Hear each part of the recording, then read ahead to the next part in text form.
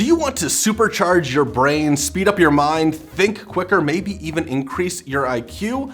Well, that's what this video is all about. I'm gonna teach you how to do it up next.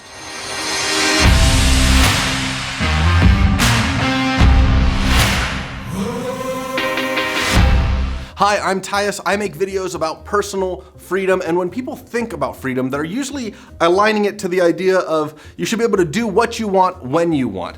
But often what is holding people back is this little meat computer between our ears. It's ourselves. Sometimes our mind isn't letting us compute or get things done as fast as we need to get them done.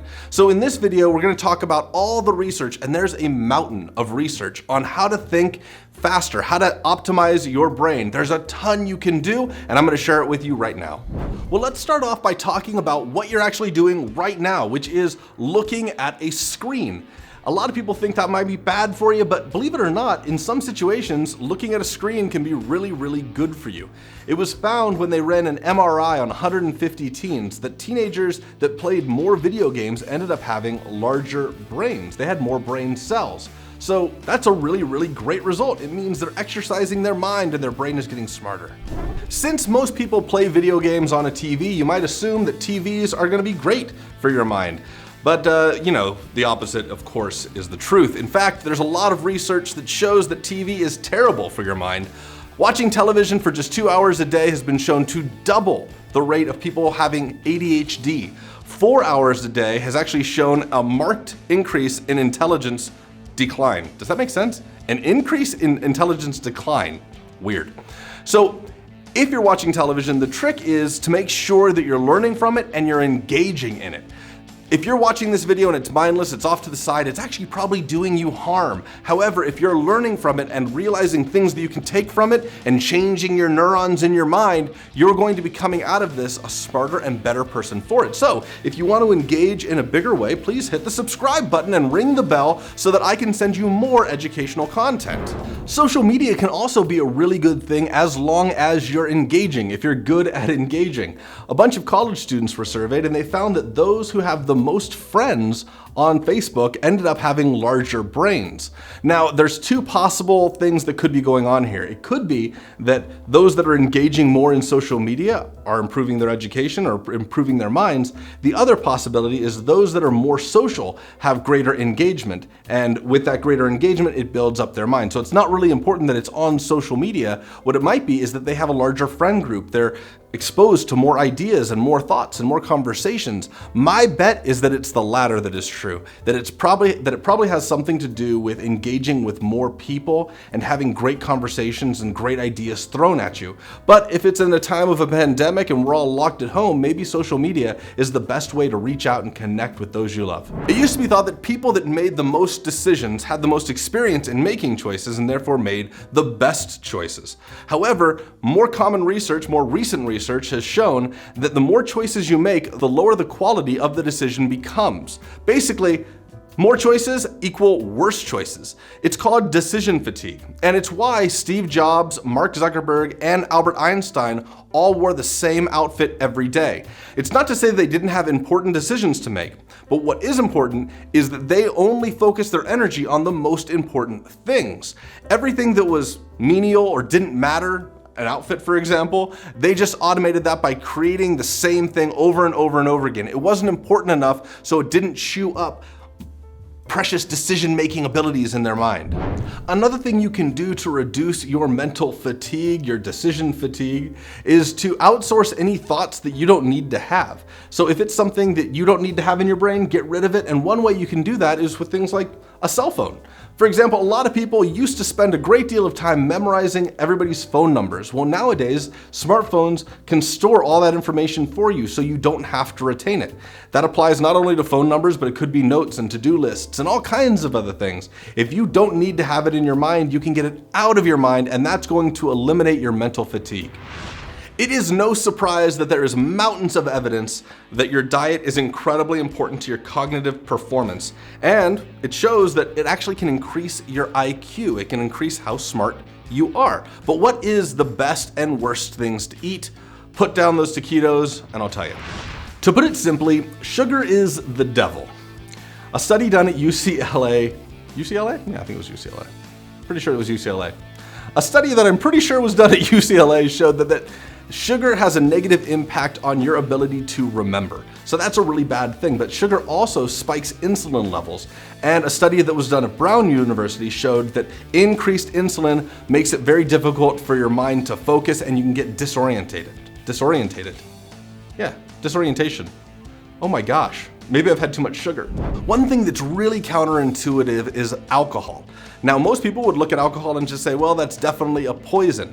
But it turns out alcohol might actually be good for you if taken in moderation. A study in Italy found that it decreased cognitive decline in older people by 10% for people that drank alcohol moderately. Not like crazy, they weren't constantly guzzling it down. One possible reason for this is because alcohol has a blood thinning effect. It makes your blood thinner, which means it could flow easier. Another potential reason for it is that a lot of wines have a substance in it called resveratrol, and that has been shown to help in aging. Caloric deficits have been shown to increase mental focus. Now, when I say caloric deficits, what I mean is getting hungry, not having eaten enough food makes people focus a lot more. Now, there's a few reasons why this might take place, but most people attribute it to evolutionary origins. Basically, the idea being if you're really, really hungry, you're gonna focus in on what it's gonna take to find food. So we might have a mechanism in our body that goes, I'm hungry, and it intentionally makes your brain really, really focus so you can find food. Another important thing that's pretty obvious is that hydration is super important to having a good functioning mind. So don't be afraid of buying the world's largest water bottle, or two. It's hard to get everything you want out of your basic foods, so a lot of people go to supplements, and if you're looking at that, the vitamins that basically you should take are B, C, D, and E. This was published from a study in the Journal of Neurology. It's also been shown that fish oil can improve your intelligence by 10%. The cognitive performance is clearly there, but we don't actually know the causal mechanism why fish oil helps. There's a lot of speculation on the reason. All we know is that fish oil, omega-3s, omega-6s, omega-9s, those help you out. A lot of studies have shown that caffeine can really increase your mental ability. So whether that's caffeine that's coming from coffee or green tea, it's fantastic for your mind. Unfortunately, your brain gets pretty used to it over time, just like your body gets used to it. As a stimulant, the first time you take it, you're like, whoa, this is incredible. The second time, not so much. The third time, even less. So it's something that if you choose to use it to increase your ability, either you've got to continually increase the dosage or you've got to occasionally go off of it so that your body gets used to not having it in its system.